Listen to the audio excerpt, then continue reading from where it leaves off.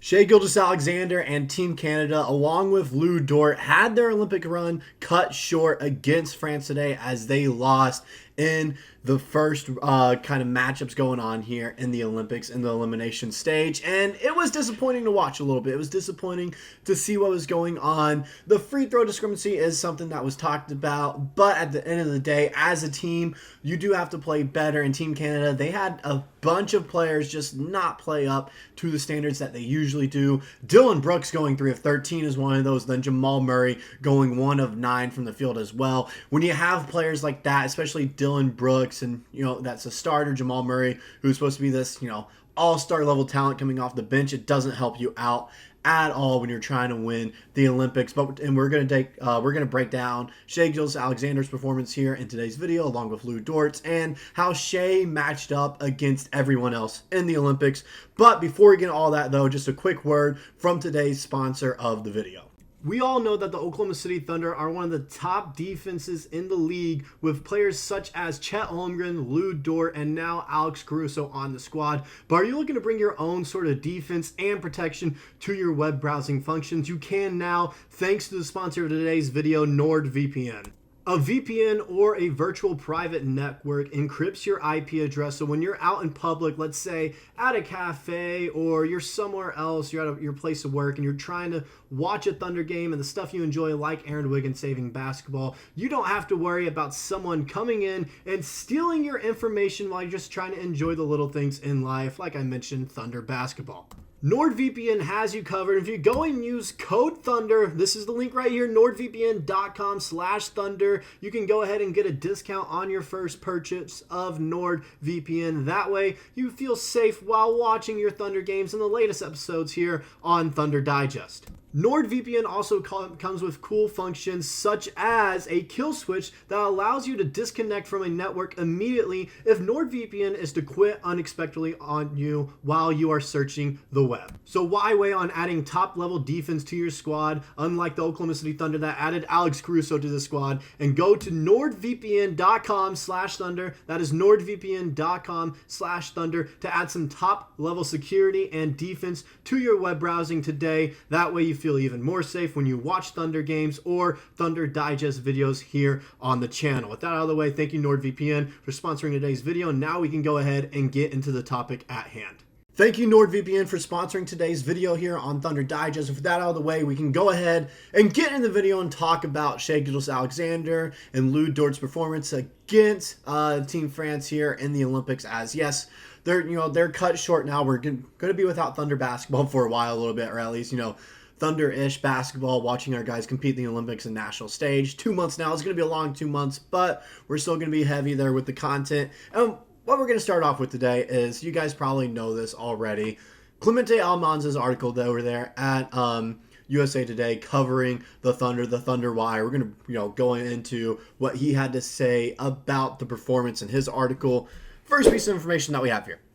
Canada's run ended with an 82-73 loss to France in the 2024 Olympics quarterfinals. Shai Gilgeous-Alexander and Lu Dort resumed the rest of their offseason. It's a disappointing finish to the program's best showing on the international stage this century. Fueled by the home court advantage, France had a hot start and built a 23-10 lead after the first frame. It was visible the loud environment shook Canada as it failed to generate baskets. The second quarter was much of the same. Gilgeous-Alexander was its sole source of offense as Canada entered halftime in a 45-29 hole. After the break, Gilgeous-Alexander tried to wield Canada back into it. It exited the third frame with a 61-50 deficit. 5 straight points to start the fourth quarter made it a 61-55 contest with under 9 minutes left in the game. So as you can see there, Shai Gilgeous-Alexander doing everything that he can from what you can see right there. He kind of dominated the game, all right? Shai Gilgeous-Alexander, in my opinion, was the best player on the court today between France and Canada. Wembanyama was held to 2 points, I believe. No one on France was really outperforming Shai. Shai was doing everything he could. It was just everyone around him was not playing to the best of their ability. And yes, I do think there's a little bit of home court advantage and favoritism going on there. When you shoot 45 free throws as a team compared to 24, there's a discussion that usually starts there, but I'm not blaming the rest for that at all. All right, I'm not. Like I mentioned at the start of the video, when you have a guy like Dylan Brooks and Jamal Murray go a combined 4 for 24 from the or 4 for 22 from the field, you can't win a game like that, especially when not one of those guys is a starter and the other guy is supposed to be a starter for your squad, but underperformed the entire Olympics. So this isn't on Shai. It's not on Lu Dort at all. They played to the best of their ability. They balled out. They had a great stat line, as well as when we go into the second part of the article here, you can see they did have a good game. In an elimination setting, Gilgeous-Alexander left it all on the court. He finished with 27 points on 9 of 19 shooting. That's great efficiency right there. He was 50%. He had a shot at the end of the game to try to go ahead and give them, a little bit breathing room, try to give them somewhere that they could make a comeback, but ended up falling short a little bit. 5 rebounds and 4 assists. He shot 1 of 4 from 3 and went 8 of 11 at the free throw line. Dort had 8 points on 3 of 6 shooting. It was a disappointing finish for Canada. It entered the 2024 Olympics as arguably the second best squad behind the USA and left with a wire-to-wire loss to France, who had little contribution from Victor Wembanyama and Rudy Gobert.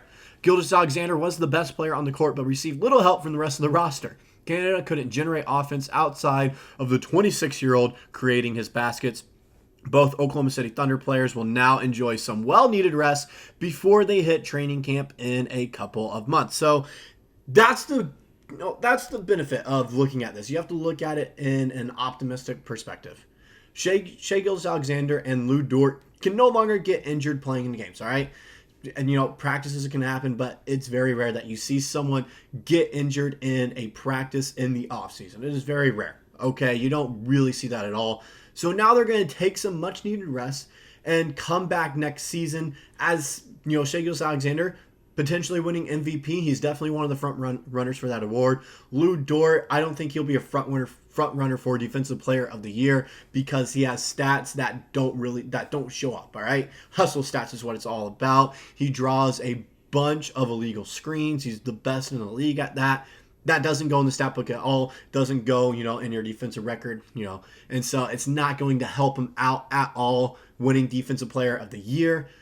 There is a chance for him if he improves his steals or block stat a little bit. I think that's what the voters really look at. Oh, your steals and block stats. That's what they're really looking at there. And Lu Dort doesn't really put up big numbers in those regards. Defensively, though, he creates turnovers. He creates, malfunction in the offense is what I kind of want to call it, as they just don't know what to do when he's guarding them. So I don't think he'll win Defensive Player of the Year because of that, but he will have some much needed rest and be our defensive anchor for this team, which is great to see it. But Shai Gilgeous-Alexander, the benefit of these Olympics, even though they're eliminated now, is he showed off in the national stage. He showed off to everyone in the world, yeah, I'm one of the best players in the world. I might be the best player in the world as well. And when you look at the stats compared to everyone else, he was ranked the second best player in the Olympics after today. Going into this, he was ranked the best player. Now, Nikola Jokic, of course, when you win a game like that, you're going to advance a little. You're going to go jump Shai Gilgeous-Alexander, who just lost a game. I think when you look at the stats a little bit defensively as well and what Canada did as he's leading that team, he might be just a tad bit higher than Jokic, but I'm not mad at Nikola being over him at all. It makes sense with how Serbia has been playing with him leading the squad for them. But as you can see there, his rating was 30.48 in 4 games. He was averaging 21 points a game, 4.3 rebounds, and 4 assists. They didn't have the defensive stats on here at all, so I don't know exactly what he's averaging defensively. I do know he is playing well. You look at some of the competition he's ahead of. Dennis Schroeder, who's always a guy that's going to compete at the international stage, but Giannis is a guy he was playing better than. Victor Wembanyama, Anthony Edwards, Kevin Durant, LeBron James, all big names that he's doing better than. All right, when you look at the rating compared to Victor Wembanyama is a 5 difference. Compared to LeBron James, who many have thought is the best player for the United States so far in the Olympics, his rating is 7 points higher. So he's been dominating these Olympics. He's been the best player for Team Canada. And a lot of people were saying that he was the best player at the Olympics in general, even though Team Canada is eliminated now. We're not going to be able to see them compete for a medal at all, which sucks. But it is nice to see them finally get some rest, and Shai Gilgeous-Alexander and Lu Dort getting some recognition that they deserved.